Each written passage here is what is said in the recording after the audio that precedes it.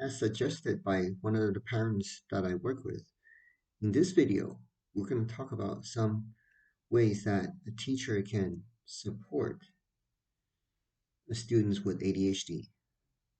And I know this series of videos are primarily geared toward parents who have children with ADHD, but also I'm sure that pertains to people who have ADHD themselves. And this is a video that's directed for teachers.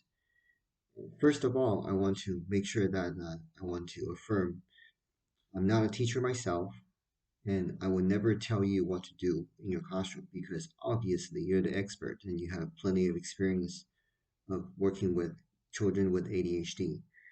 I just want to offer some tips from my perspective because I have worked with many families over the years and I have called into classrooms and talked to teachers one on one directly and school counselors.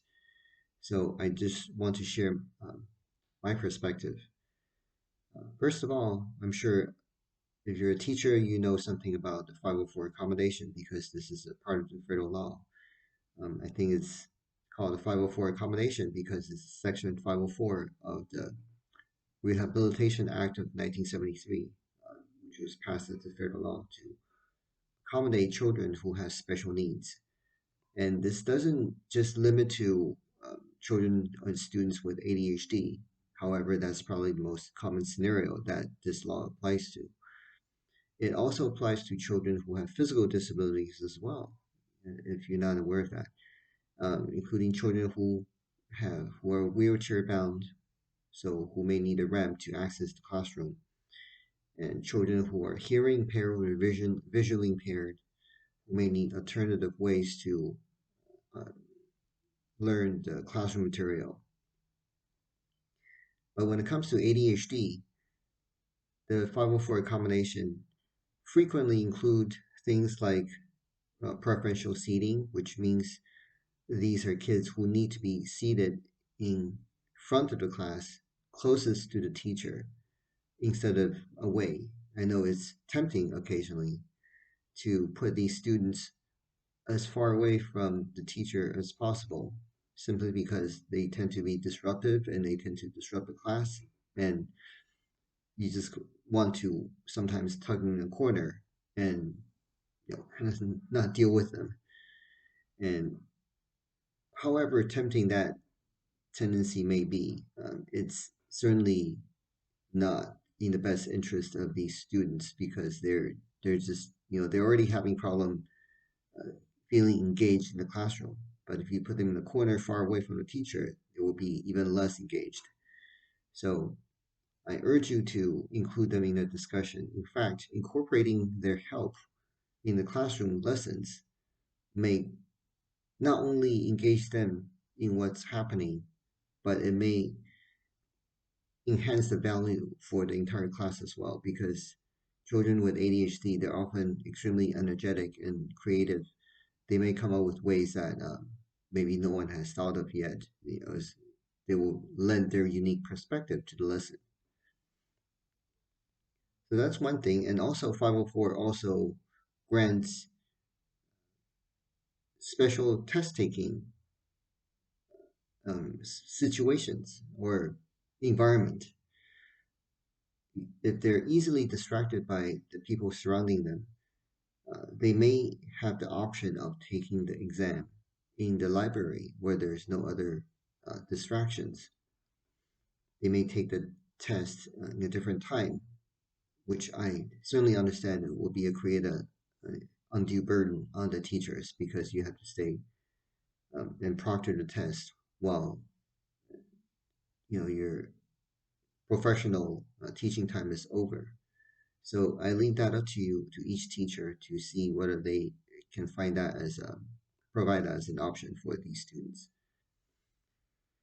In addition, having flexible deadlines for assignments and projects may be extremely helpful because these are students who often they will spend a lot of time doing their homework because they get distracted and they find it hard to focus. So, but ironically, after spending hours of completing these assignments, frequently they forget to turn them in because their organization skills is also a work in progress. So just having a flexible deadline and also perhaps giving additional reminders which may benefit not only these students but everyone else in the classroom as well, to turning assignments, having a visual cue, audio cue, um, to prompt them to, okay, this is the time to turn in assignments, or maybe set that as a routine. The first thing you come in the classroom is you leave your assignment in a basket. Having a visual sign and also audio reminder before the class starts is a good way to ensure that these students get credit for the hard work that they put in for these assignments. And fundamentally, I'm sure we all realize that, any good teacher automatically will implement these 504 accommodations, even without the official designation of the 504, because all students are made differently. And in order to teach them in the optimal fashion, you have to be flexible. You have to kind of meet them where they are sometimes. There is no such thing as a one size fits all education. So the modern classroom tends to cater students who are eager to learn, who are inherently interested in education, and have a thirst for knowledge. But we can't just simply neglect those who fall to the wayside and who have special needs. So, for any good teacher, 504 accommodation is really redundant, but we all know that not all teachers are created equal, and for some of your colleagues who may need a gentle reminder um, from official paperwork that these accommodations should be considered. And I understand these are usually created as part of it could be part of the IEP plan or regular parent-teacher meetings. So make sure the parents understand what the accommodations are, and make sure you communicate with the parents that these accommodations are being implemented in the classroom setting. That way, the parents can feel reassured, and also you can give the parents the confidence that you're on the same team with them. And speaking of which, this is always a teamwork. I play a small role in the team.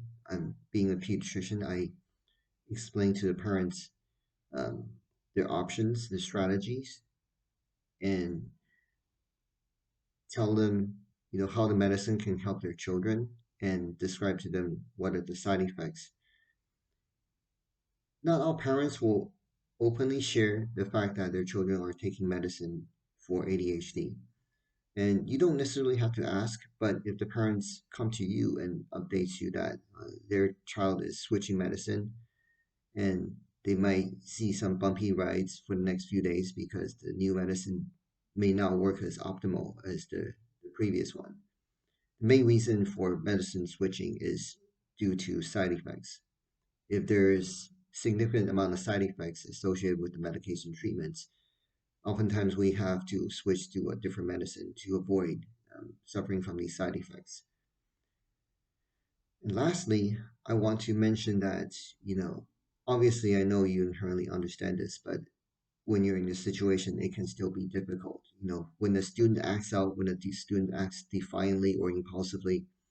I mean, I have kids who will openly defy the teacher or even slap the teacher. This is obviously unacceptable. But I want you to remind yourself that at the end of the day, these kids, they're not really malicious. They're very impulsive. They have a hard time controlling their emotions and their impulses. But I think you understand that these are sweet kids, and the parents, they're trying their best. So don't take it personally. Um, I understand it's challenging, and that's why you take up this great and honorable task of being a teacher, which is amazing. I mean, I'm a pediatrician, so I manage one or two patients at a time, but you manage, 20, 30 kids simultaneously, which is just, without some sort of superpower, I don't know how y'all did it. So before we wrap up this video, I just want to show my gratitude toward all you teachers. You have my ultimate respect. My mother's a teacher, my grandmother's a teacher, most of my cousins are teachers. So teaching really runs in my bloodstream. And I feel that as a pediatrician, as you know right now, my role is also a teacher in a way. So thank you and keep up the good work, keep up the good fight, and have a wonderful day. Bye.